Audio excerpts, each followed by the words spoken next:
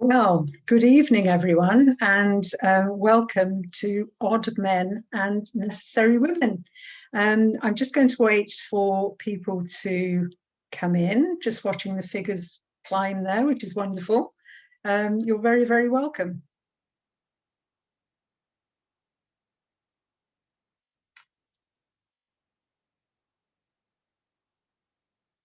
It would be wonderful if, once you're on, if you use the chat facility and you can pop in a little message and say hello, that would be marvelous. The more the merrier.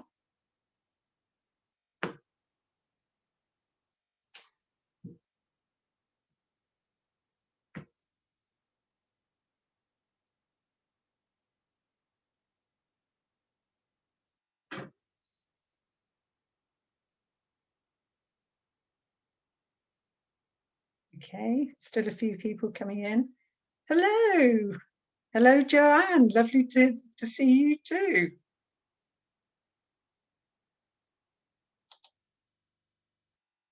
Oh, wow. And hello, Chris in Dorset. And Alex, age 9. How lovely. Oh, this is really, really lovely. Hello and welcome, everybody.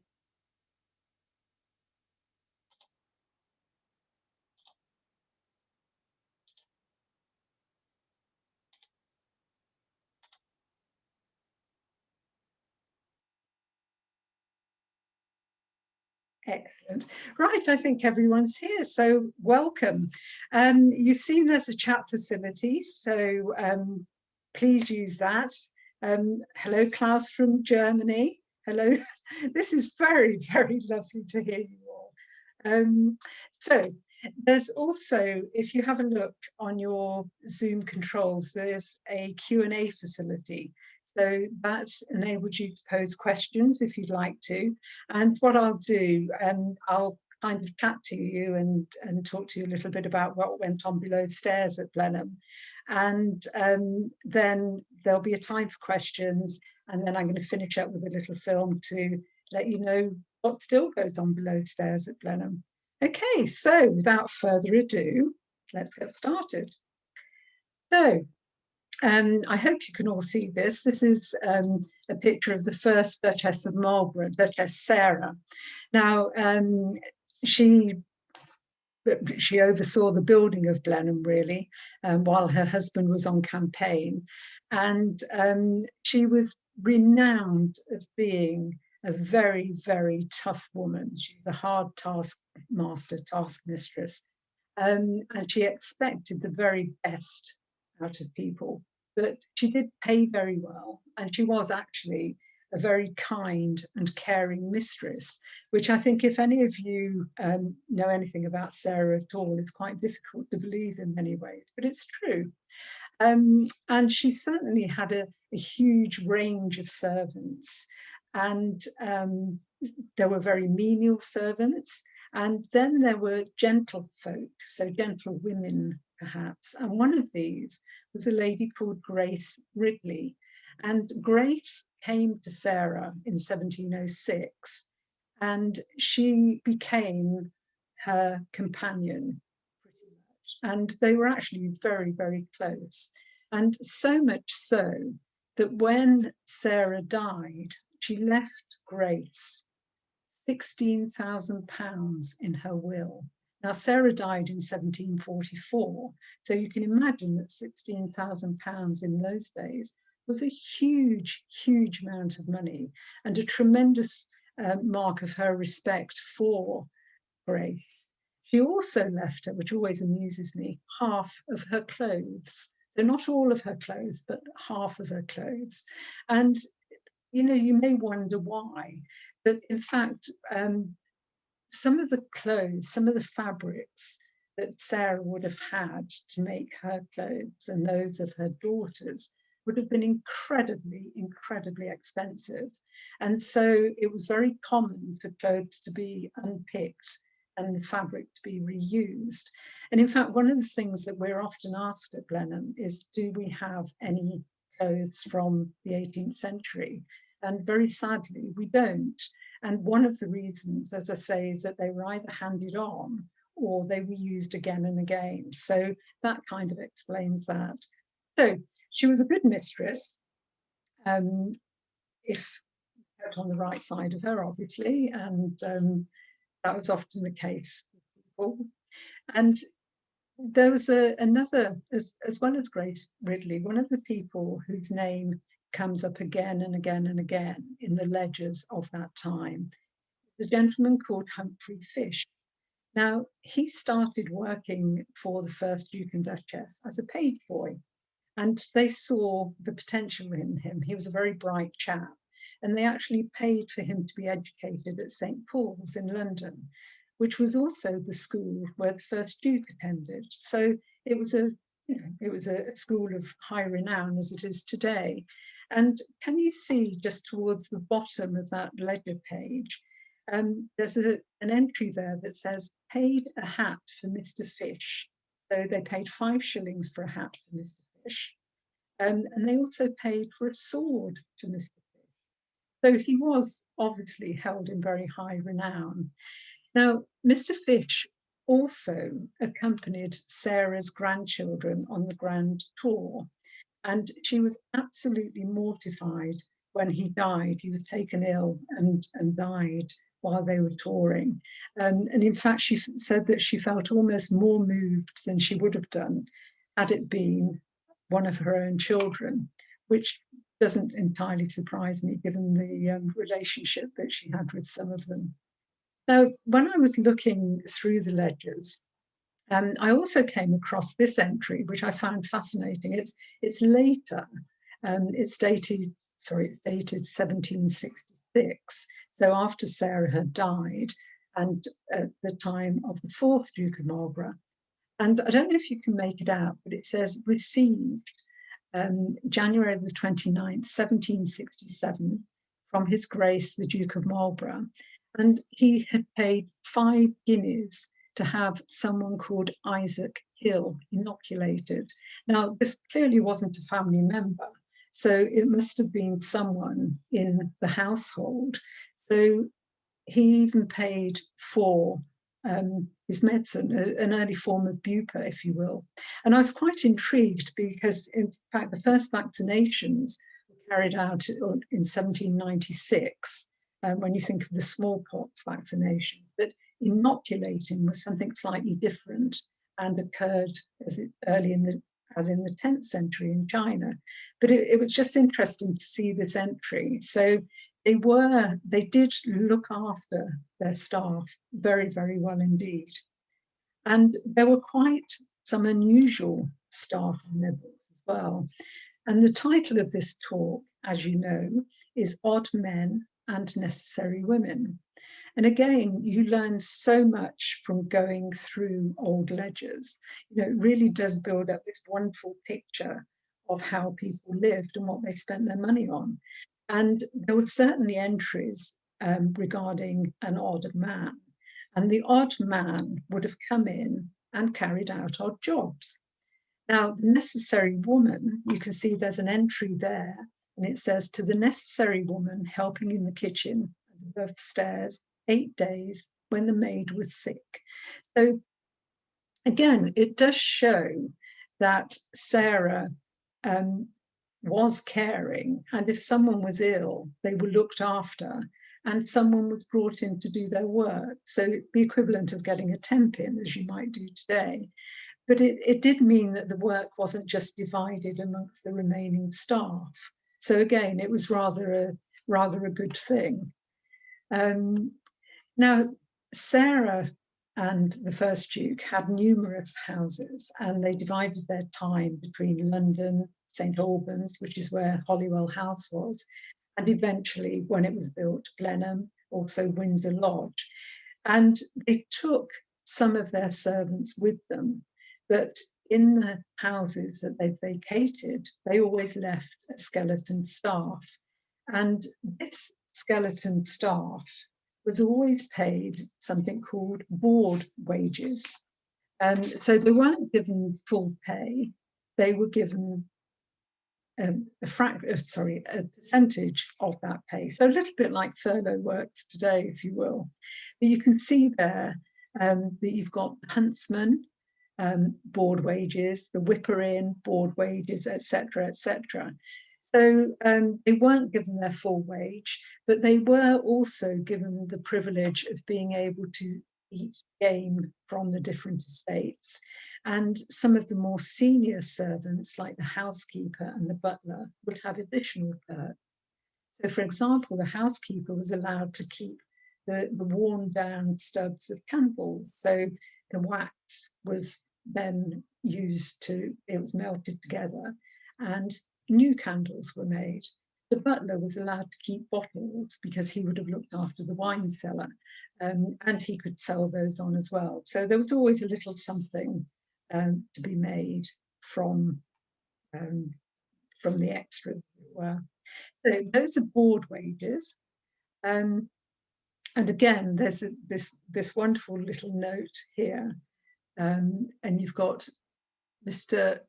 Wadsworth and Mr. Lund and Mr. Dobson, Mr. Ash. They're all chairmen, and they're paid 2 shillings and 6pence when they're employed. And that's 2 shillings and 6pence a day. 2 shillings and 6pence, for those of you that aren't familiar with pre-decimalisation, was, how much was it? It was 12.5p. There we go. So it mentions chairman, and I just wanted to bring your attention to this pair of chairs that you'll find when you come to Blenheim in the Great Hall. And they're rather magnificent, and they're called porters' chairs. And they sit either side of the main door. The door faces north, and I can tell you, on days when the wind blows, it is absolutely freezing by that door. So these chairs would have provided some sort of shelter.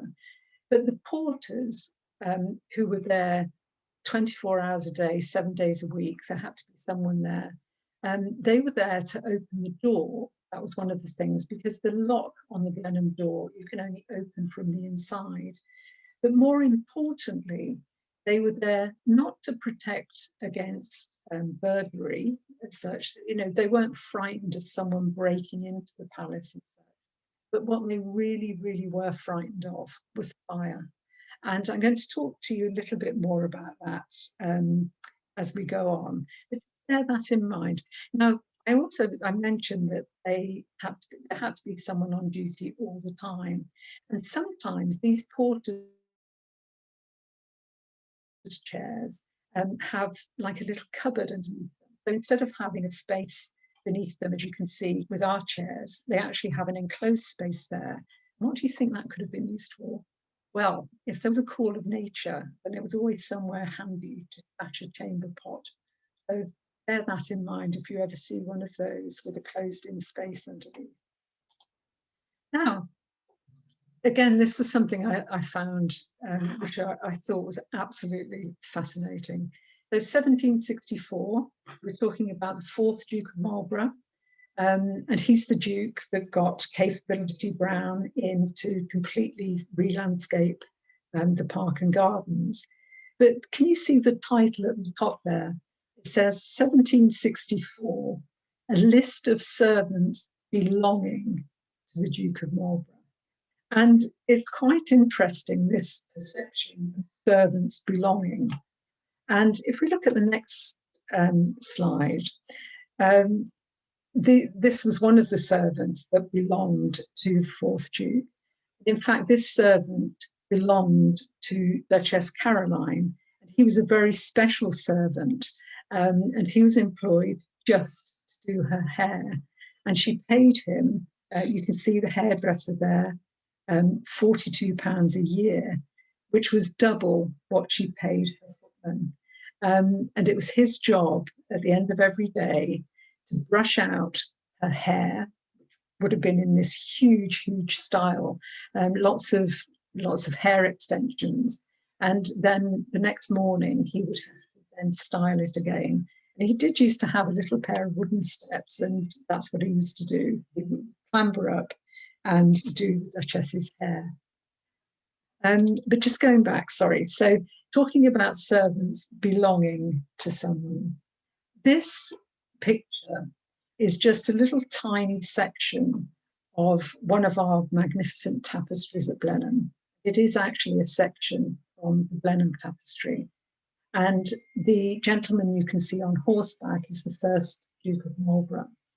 And just look at his uniform. It's this magnificent, rich red with lots of gold braid, etc.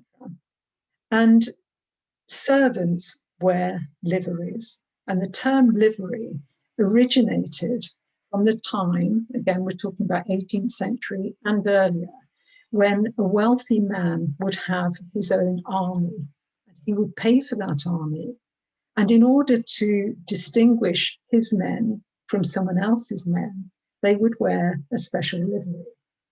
And the liveries that we're going to look at in a moment that the servants at Blenheim wore were based very much on this design. Before we move ahead, though, you've got the Duke there on his horse, and next to him, you have this gentleman who's dressed in a blue jacket, and he has what's known as a petticoat on, and he has his stockings and his flat shoes, and he is a running footman.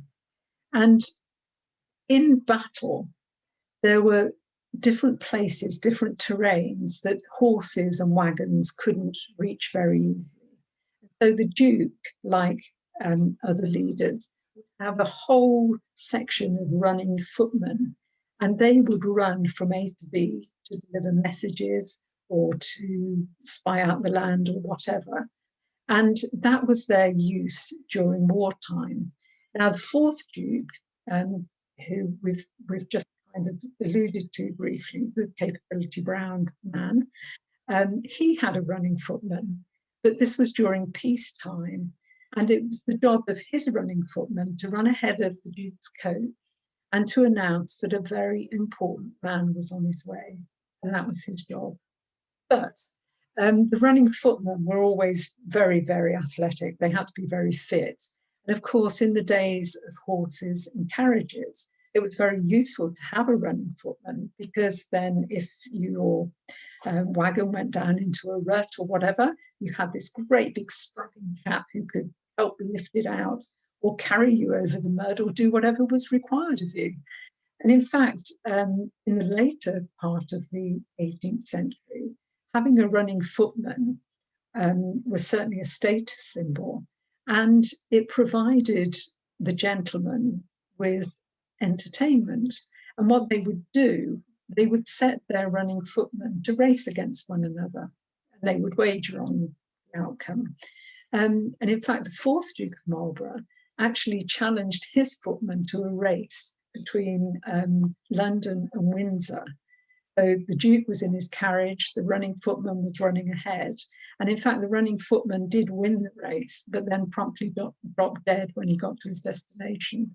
Again, in the ledgers, you can see there's an entry there for the cost of a uniform for a running footman. It was a very special thing, and the uniform has its own entry. And it says, to a petticoat and sash for a running footman, and that was £6, 16 shillings, which was an awful lot of money. But strangely enough, after the fourth Duke, there aren't any more entries for running footmen, so perhaps that was the last one he ever had. Who knows? So moving on, these are some of the liveries that we have at Blenheim today. And you can see, particularly in this one on the left, which would have belonged to a footman, you can see how closely they do resemble the kind of military uniform that the first Duke had. And as I say, we have these at Blenheim. The footman would have worn this coat on the left here, and also a pair of breeches. And the uniform would have been supplied. And the ninth Duke always made sure that his footmen were over 6 feet tall. And of course, it all helped as well, because it meant that if someone left the Duke's service, then the uniform could be passed down.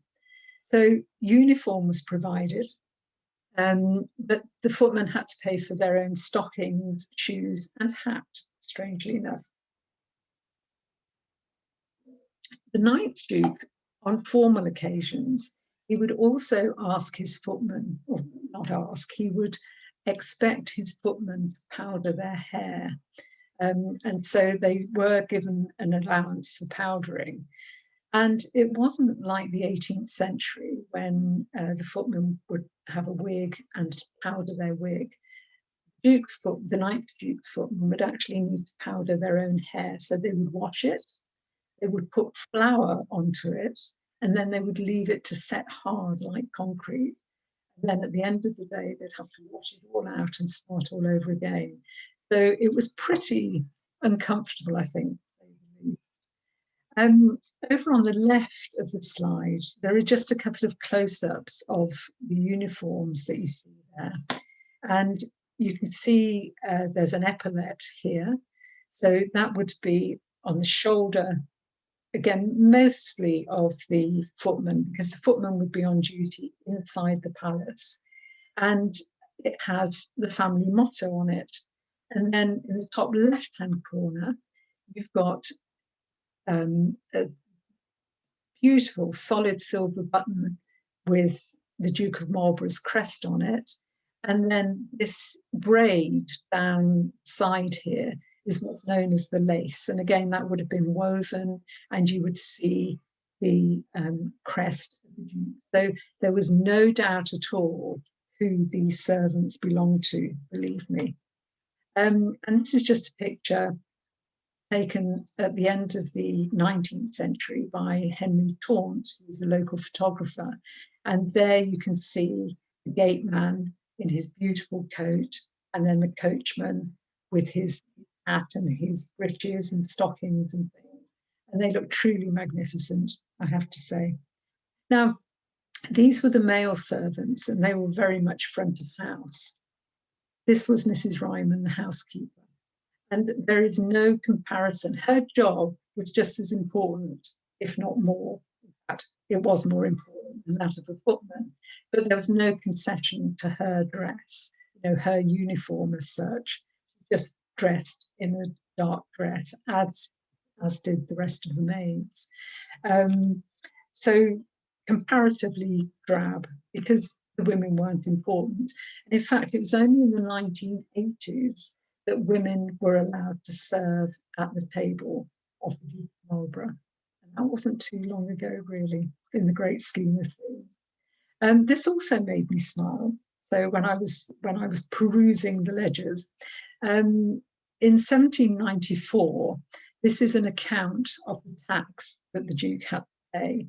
And you can see that he had to pay tax on windows, and I'm sure you've all heard of the window tax. He had to pay tax on his carriages, whether they were four-wheeled or two-wheeled, and he had to pay a tax on his male servants, not his female servants, just his male servants, because they were very important, let me tell you. So we've looked briefly at some of the earlier servants, and they were always housed by the Duke as well. So they were clothed by the Duke, they were given food, they were housed. And this is a spectacular picture of the palace, and I'm sure if you visited Blenheim, it's familiar, and if you haven't, hopefully it'll make you want to come and see it when you can. But I want to draw your attention a little bit to the windows. And this applies to any stately home, and I find it fascinating. I'm that way inclined. So if you look at the windows, we've got various sizes and shapes.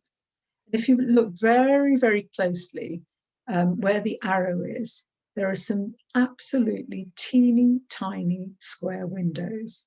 And those windows sit very high up in the wall, so you can't actually look out of them. They let light in, but you can't see out of them.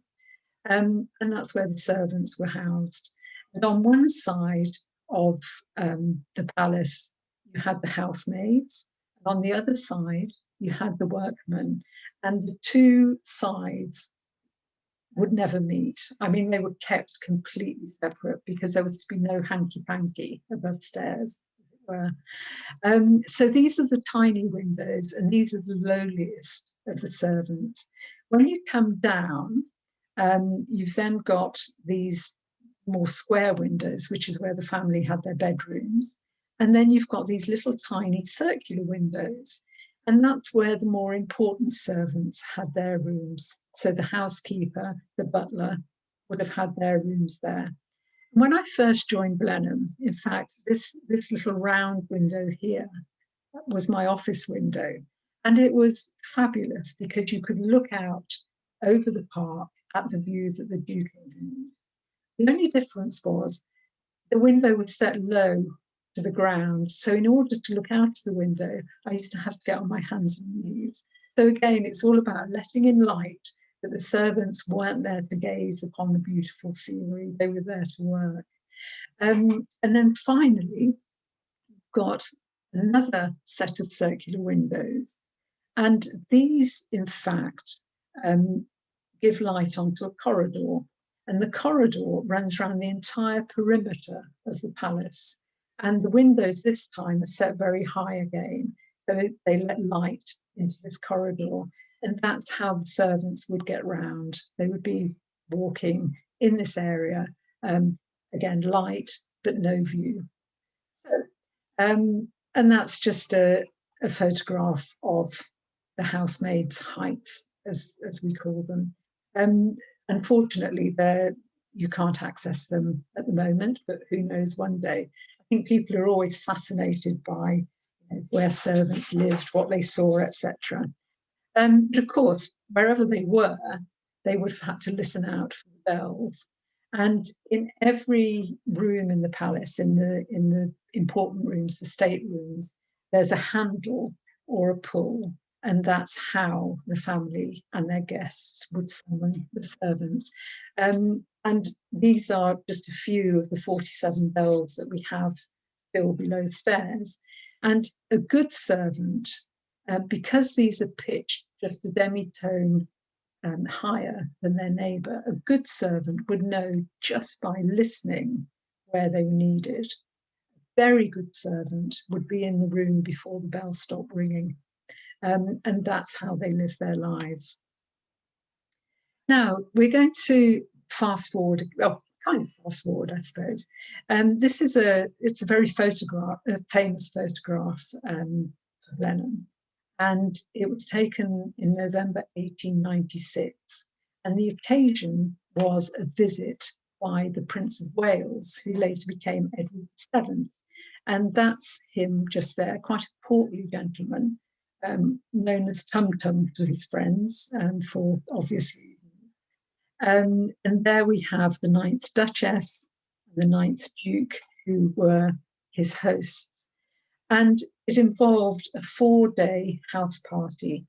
And this is the Duke, the Duchess, and the guests. And for every guest, there would have been at least 2 or 3 servants travelling with them. So there would have been a valet, a lady's maid. If they had children with them, they would have brought a governess or a nanny with them as well.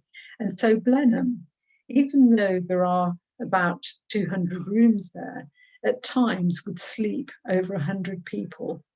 And the servants found it particularly difficult because they would be expected to share the rooms that they already shared, in many cases, with these visiting servants. And there was a very, very strict hierarchy. So, and I'm sure lots of you will have seen Downton Abbey and seen the film when the King and Queen visit Downton, and how they bring in their own chef and all the rest of it. So there was a very strict hierarchy. So if you worked for the Prince of Wales, then the Blenheim servants would have had to defer to you. And also, if you just worked for a plain mister, then you were way down the pecking order. And certainly, as far as meals were concerned for servants, once they had seen to and fed their masters, as it were, then they would have been served by the lower ranking servants. And then the lower ranking servants eventually would have had their own meal, but they would have been served according to rank below stairs in just the same way that they were served according to rank above stairs. So it was a real kind of leveller. And I've just made a note there of Rosalie and 33 baths. Now, The ninth Duchess, Consuelo Vanderbilt, was an American heiress, and she married the Duke in 1895. And when she came to Blenheim, she was horrified to find that there was only one bathroom. And she wrote a wonderful memoir called The Glitter and the Gold. And in The Glitter and the Gold, she writes that her American sensibilities were very much offended by, the thought of only one bathroom. And her maid and other maids on this sort of occasion would have to draw upwards of 30 or more baths and to accommodate the guests. So what that would involve, you would need to have a fire. You would set a hip bath in front of the fire, and then you would have to carry water to that bath. And then eventually you would have to empty the bath. And it was just so labor intensive. So can you imagine having to do that and climb up and down these stairs carrying cans of water? I mean, it was just incredible. And the water wasn't half of it, because, of course, there were other things that needed to be carried up and down the stairs as well. So it was quite a tough life, let's say. And again, there are records which talk about this particular visit. And I'm just going to go back to the picture again. Oops, sorry. Let's go back one more. There we are. So, as I say, you've got all these people here. They're there for 4 days. Men get up, have their breakfast, go out shooting. The women would have had different activities set for them, and they would have needed 4 changes of clothes per day.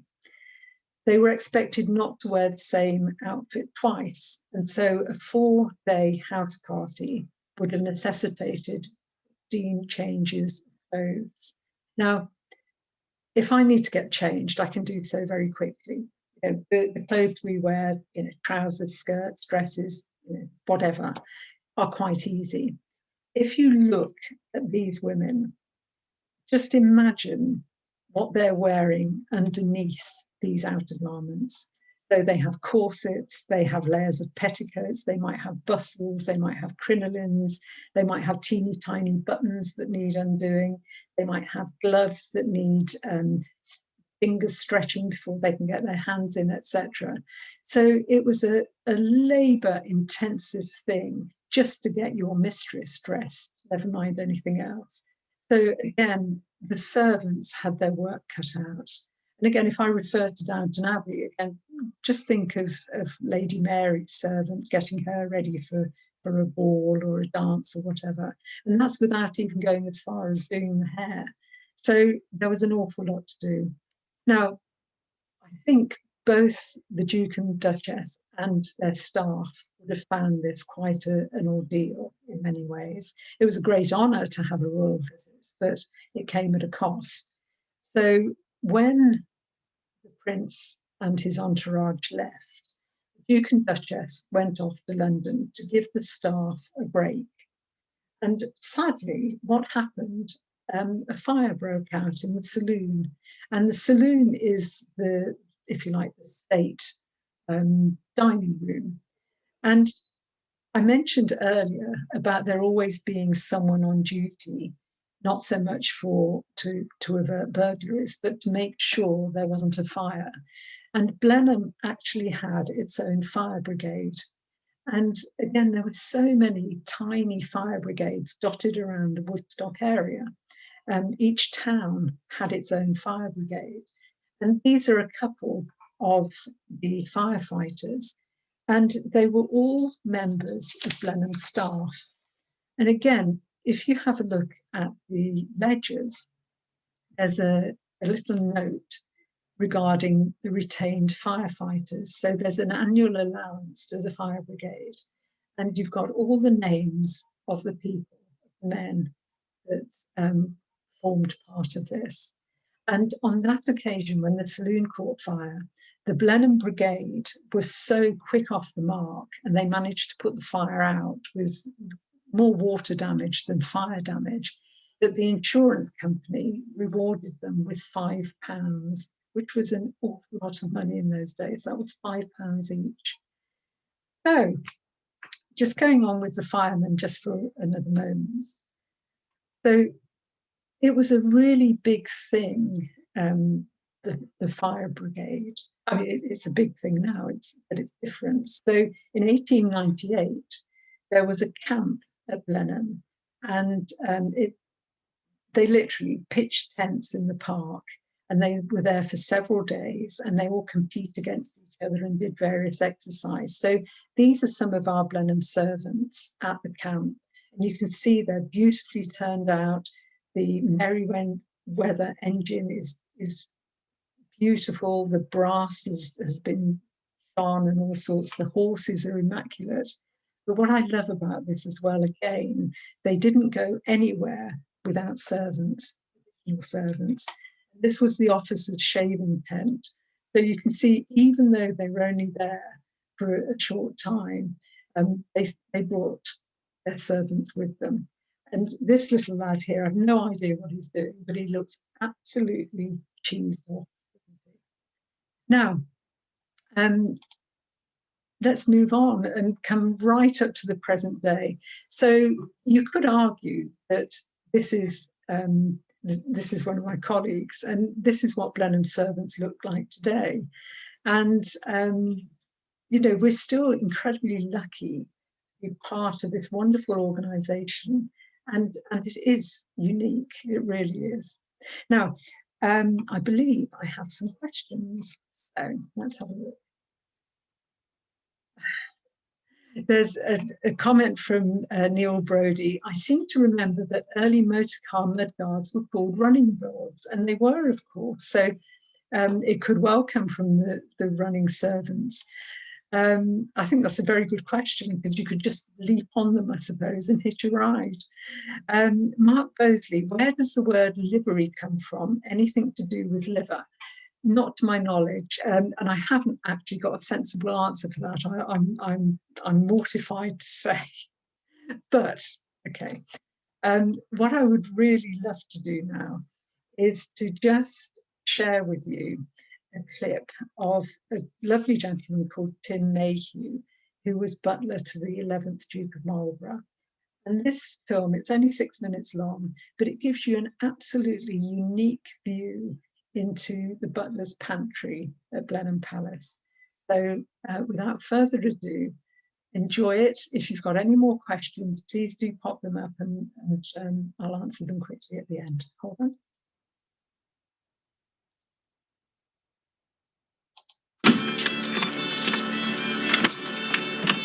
Good morning, I'm Timothy Mayhew, I'm the Duke's butler, and I'm going to work this morning, as usual, every morning. It's about 7:30, and this is where I go to work. We have sort of 5 full-time staff now and 2 part-time staff, and in the past, when it was more labour intensive, they had quite a lot more staff in centuries gone by in the house. We were fully sort of self-sufficient, so there was a lot of gardening and a lot of gardeners, and we had 2 full-time kitchen gardens in those days. What we would have had is over in that area there, which was the stable area which we just walked through, that would have been where the carriages were kept, the fire engine. We had our own fire engine and fire crews. We would have had our own butchers. We would have had our own bakers. There would have been the game staff, beaters, shooters, loaders, all on the estate. We would have had people doing the forestry. We still have that. We still produce our own logs. Inside the house, you would have had chefs and cooks. You'd have had the pastry chef, you'd have had the bakers, and you'd have had, as I say, there would have been a butcher as well in those days. But we're greatly reduced to just a few now that do it all. Someone's going to come through.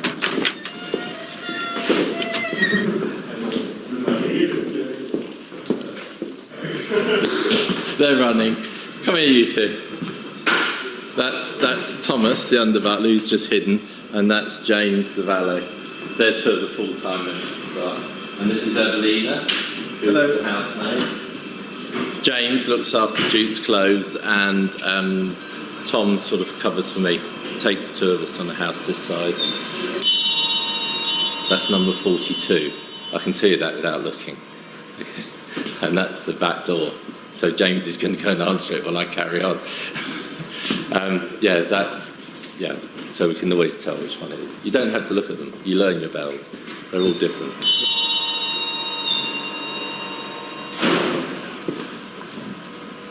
Somewhere I have got my emergency sleeves. Depends what they are. In the house during the day, mornings are always checking the house, cleaning it, relaying fires, making sure bulbs are going, clocks are working, putting in orders with tradesmen. I'm not going to do my whites anything. I do the household accounts. There's wine cellars, obviously, which have to be looked after. They're checked, and the Duke looks after the purchasing of wine for those. Then I look after the cellar when the wine arrives. We'll just wash those off.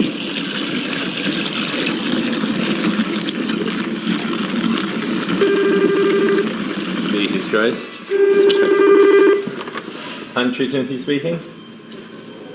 I'll come along now, you guys.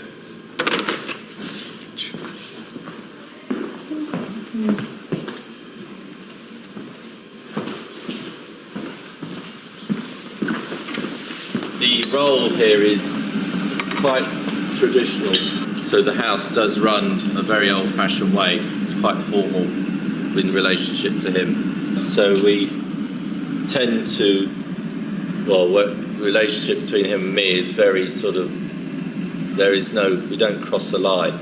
There's not sort of friendly chat in the sense that we're that close. It's very traditional in the sense that there's sort of respect both ways. He sort of respects our position and our area, and we do likewise for him. We're meant to be sort of efficient, seen and not heard, and really predict what's needed so that the house is always ready and everything they want is there without the constant having to ask. That's really part of the job. That's what you're there for, just to make life more comfortable and easier. It's not a position like in hotel service where you're constantly being asked everything. It's a position where everything should be ready anyway. And we'll come through this door here.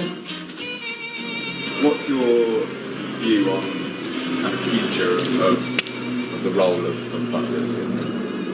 It's part of a past era, and this is probably the last house that runs the way it does traditionally in the old ways, and that's mainly because of the way His Grace has been brought up. And I think the new people coming into these houses, they will need staff and they will need butlers, but I don't think they'll be traditional butlering roles. And I think now you find the butler's replaced by a house manager, and he has staff that do all the jobs that the butler did, so everyone sort of has their own little job. But I think the way that we run this house will probably be the last that you'll see. And are you proud to be part of such a tradition, such an institution? Yeah, it's strange because there is something about Blenheim. It's hard to put your finger on it.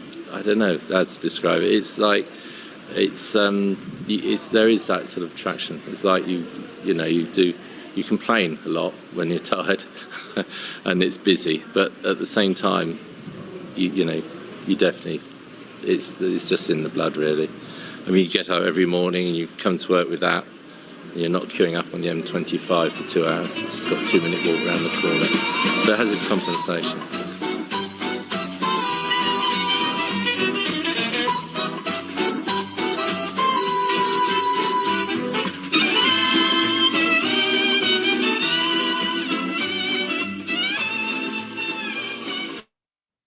Well, I hope you enjoyed that. I every time I see it, I absolutely love it. A couple of questions came up while that was on. One of them was, how would a butler's wages kind of years ago compare to a butler's wages today? And I would say it's better today, because in terms of actual cash in the bank, but then you probably wouldn't get all the benefits that a butler got back in the 18th century.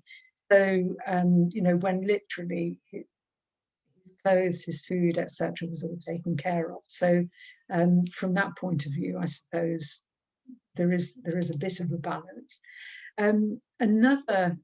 Sorry, and the yearly salary, certainly in the 1700s, when the hairdresser was earning £42 per annum, the butler was earning 44, so a little bit higher than the hairdresser. Another question, how many servants would have been employed at Blenheim, from Wendy Williams? So I can tell you that certainly, again, in the 18th century, the last part of the 18th century, when the fourth Duke lived at Blenheim, he was very much the first Duke to live there full time. There were about 80 servants indoor and the same number outdoor. So remember, you had the stables, you had the park to look after, you had the gardens. And I know that before the Second World War, for example, there were 32 servants indoors in the palace. And by the end of the war, after the war, servants or people that formed the household staff had either joined up, gone to work in factories, or hadn't come back from the war. There were 11 after that. So you can see how things became less and less labour intensive. So machines took over, etc. And then the wars came along, and so things changed an awful lot. There's just one more question. Was Tim referring to the late 11th Duke as having been brought up in that style? Yes, I think he was, because the late Duke was born in 1926. So again, Blenheim, certainly until the Second World War, was like a traditional Victorian house. And the Duke would have been brought up in quite a formal way, with nannies, being sent away to school, etc. So yes, I think Tim was very much referring to that. Right, another question, sorry. Okay, Susie Morrison would like to know, hello Susie, do any of the staff live in the house now, or do they live on the estate? So there are some members of staff who live in the palace, and there are some that live on the estate, but most of us live in our own homes, and we travel backwards and forwards, you know, we commute. Well, under normal circumstances, we would commute the same way that you probably do to yours. Okay, hold on a moment. So how many servants now? Again, that's if you're looking at the private side, there's still a butler. There's someone that looks the equivalent of a housekeeper. There's an under butler. There's a valet. So there are still a handful of servants, as we class them, over there now. Is there something you would name the job or profession of the current Duke? Well, he manages the estate, and believe you me, if you think of, you know, managing 2,000 acres plus, a house that size, and goodness knows what else, I think that's probably his job. I have enough trouble trying to work part-time and look after my house. Right, I'm just going to see if there are any more questions. Nope, I think that's it. Right, so all that remains for me to say is a very good evening to you. I hope you've enjoyed it. And we have another talk next week. Next week it's a recording, and it's the Duke's cousin, Michael Waterhouse, and he talks about his great-grandfather, the 9th Duke of Marlborough. So the gentleman we've referred to a couple of times this evening. So please join me again. So hope to see you, and thank you all of you for the chat as well. It's really lovely to see your comments coming up. Okay, hope to see you again. Bye.